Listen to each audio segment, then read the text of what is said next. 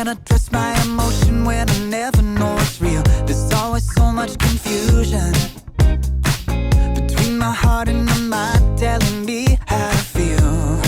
Well, it's lonely being alone when you got nobody to love.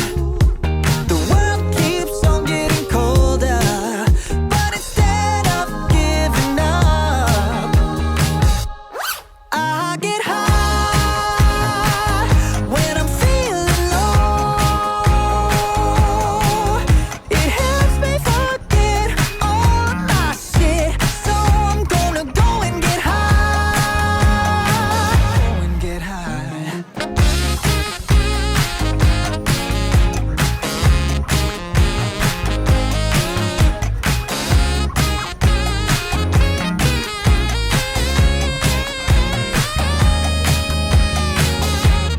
I get high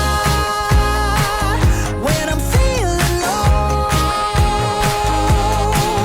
It helps me forget all my shit, so I'm gonna go and get high. Dylan Chambers. What's up? Look at you. Look at you. Look at you. Man, that brand new EP of yours, For Your Listening Pleasure, which is coming out May 17th. By the way, banger. Got a chance to preview it, man, but haven't stopped listening to it, Dylan. What? Thank you. It's outstanding. Thanks, man. Appreciate that. Like last week, I was, covering some shows in the Midwest in Missouri, and I was just like, you know what? I'm going to pop out Dylan's, kind of get ready for that interview, man. And I mean, the whole thing, I said, I mean, don't give up on my love. I mean, coming up. I mean, come on, Dylan. Come on, dude. Thank you. I appreciate that, man. Thanks a lot. So yeah, man. I mean, it got me thinking about your influences, Dylan, because I'm not an artist, but I love kind of with the artists that I admire on a deep level that you can tell that they have it in their DNA. I was fascinated with that stuff, and I saw that Hall & Oates, Sarah Smile is one of the things that's influenced you. Mm-hmm. What music like rattled your brain when you were growing up in New Jersey, Dylan, that just like changed you forever? Yeah, it was a lot of music that I wasn't around for. A lot of classic soul and funk and rock music. I mean, even going back from the 50s, I really liked Bill Haley and the Comets, like Rock Around the Clock and Johnny Be Good by Chuck Berry. All that guitar-driven blues rock music was a big influence. It was fun. It just put me in a good mood instantly, and that really stuck with me as I started writing my own music. Yeah, that makes sense. Do you think that came from from your mom? Obviously, your mom was a vocal coach, musicals as well, like in New York. Did that kind of connection to being in a good physical state and being in a good mood, is that where you think it came from? I think a lot of it came from there. A lot of it came from my dad's record collection as well. He was a guitar player, so he showed me a lot of music, sort of like from the Woodstock era, introduced me to people like Jimi Hendrix a little more. And then I just kind of fell down the rabbit hole and started doing my own exploring, which led me to, a mass amount of music that I loved and still love to this day. Yeah. Yeah. It does make sense that, you eventually gravitated to like Billy Joe Armstrong and stuff, because, just seeing some of the footage of your album release show or the show that you had last week in LA. Yeah. You certainly have that connection to the audience, you know what I mean? Just kind of like breaking that fourth wall with the audience. Yeah, I love to do that. I think a lot of that comes too from my theater background. My mom was also a Broadway actress, so I grew up performing and being on stage and watching performers sort of break the fourth wall and learning how to interact with the crowd. And I love performers. I love watching artists that entertain, that don't just kind of stand there and act like the audience isn't there. I like that engagement a lot. So I kind of, always try to implement that in my live shows. Yeah. Yeah. Makes sense, Dylan. And, for my audience that may be watching this on video, I'm sure they can tell that your energy is like incredible. And we love that. We love, because that is a state of mind. We believe that, that you can make a choice. What's wrong is always available, but so is what's right. Mm-hmm. And seeing that, for example, Wayne Dyer was such a big influence on you, right? Like Yeah. you had that quote. I could be getting it wrong because I'm kind of paraphrasing, but it says, when you change the way you look at things, the things you look at change. That's Tell correct. us a little bit about that, because that is an incredible philosophy, Dylan. I I just think it's true. I think a lot of people get stuck in certain mentalities or mindsets when it comes to life, creativity, being a human, anything. And I think it's really easy to forget that it's really up to you, your perspective on life and art, anything, how you feel about yourself, how you feel about others. It can it can really be changed if you switch your mentality and you just try looking at things from a different point of view, which is something that I try to do whenever I get stuck in a creative rut. And Wayne Dyer has been a big influence on me spiritually. And that quote just goes through my head all the time whenever I feel stuck. So I'm really grateful for that. It's definitely a quote that's changed my life. But it really, and we're so glad that you brought it up, Dylan, because it really is kind of like a choice, isn't it? I mean, like when you, like for example, when you got accepted to Berkeley, right? Because you got accepted to Berkeley School of Music, and unfortunately you couldn't go. You had the timing in life wasn't right. You didn't have the finances. I mean, it bummed you out for a little bit, as it would have 90% of us. But you shifted really quickly, and you made some light out of that, right? I did, yeah. I definitely got stuck feeling bummed for a little while. And that whole scenario being played out that I didn't get to go to the Berklee College of Music forced me to change my perspective and look at, well, what's something else I can do?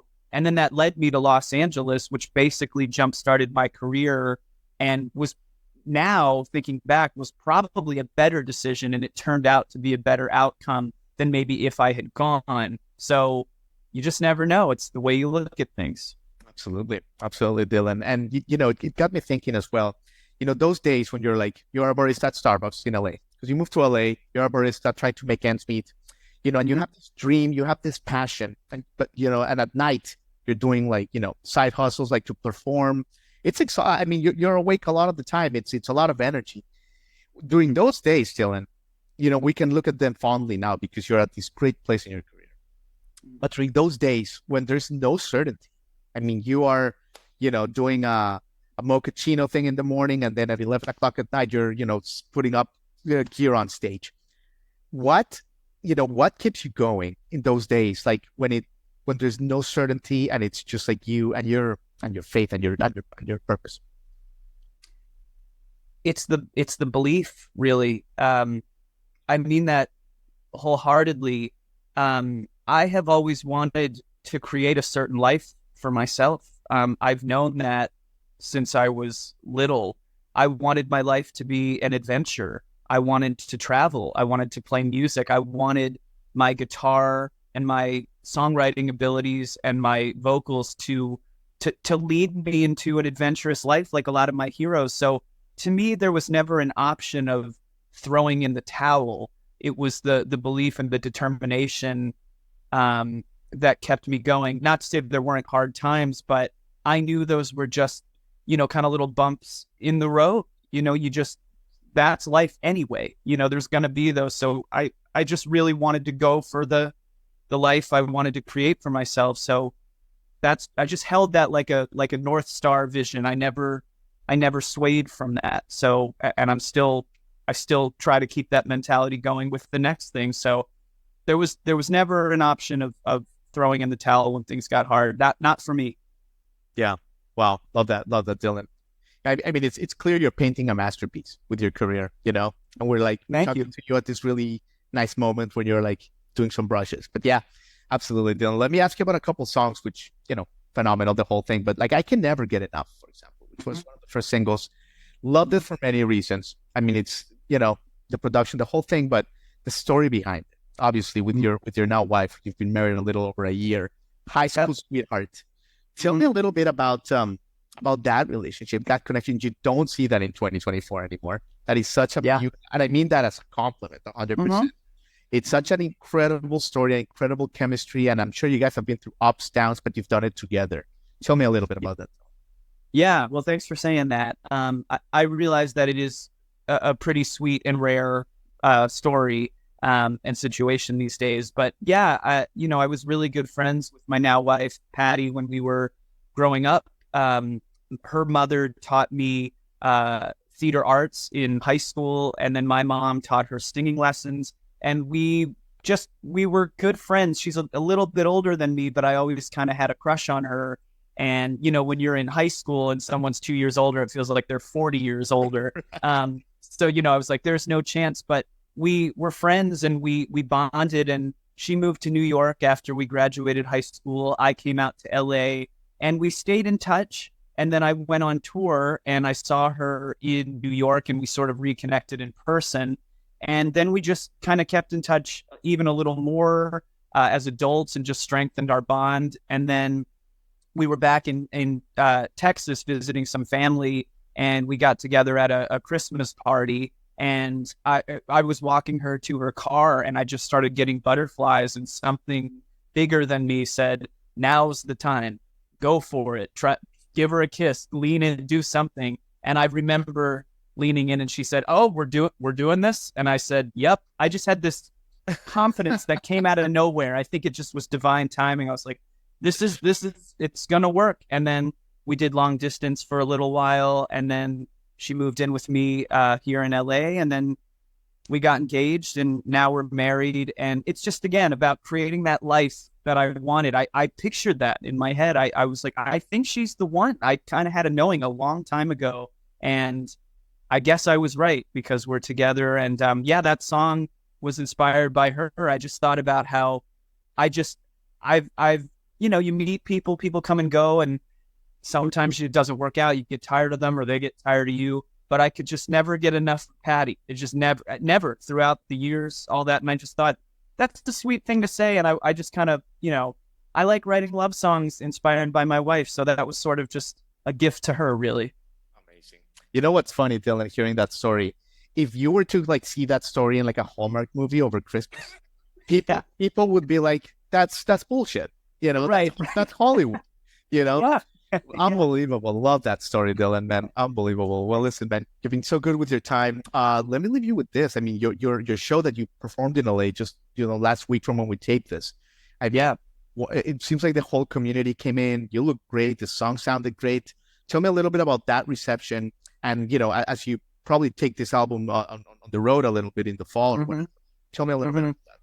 Thanks. Yeah. So I played at a spot in downtown LA called Resident. And, at this stage in my career, it's interesting because I just never know. I get nervous. I'm like, is anyone going to show up? I never know. But I'm always pleasantly surprised lately. And I'm really grateful for that. We had a completely packed house, and people knew my songs. And I also, my band and we threw out a cover of Johnny Be Good by Chuck Berry. I've always loved that song. And I wanted to give everyone in the band solos, and we had an 8-piece band that night. So there were a horn section, we had a percussionist, keyboard, another guitarist, bass player. It was a great night, and everyone really came through. And I would say it was probably my strongest show to date, and I really absolutely felt the love from the crowd beyond anything I've ever felt from an audience. And so it's just made me excited to keep doing this and keep connecting with people. Absolutely. Well, Dylan, you've said it all, man. For your listening pleasure, out May 17th. And I got to tell you, Dylan, talking to you, as great as your music is, as great as you are as an artist, I think the message that you have of, life doesn't happen to you, it happens for you, and kind of creating your own masterpiece, that is something, man, that all your audiences are going to resonate with for years to come, brother. And I thank you for that, because we all need to hear that. Thank you. It's a pleasure talking with you, man. I've listened to your podcast and everything, so it's really cool to talk with you. Thanks for having me on your program. Absolutely, Dylan. Take care. All right. You too. Thanks. Hi, everybody. Thanks for watching. Subscribe here for the latest from the show. Also, be sure to check out more of the best clips from Jrodconcerts Media.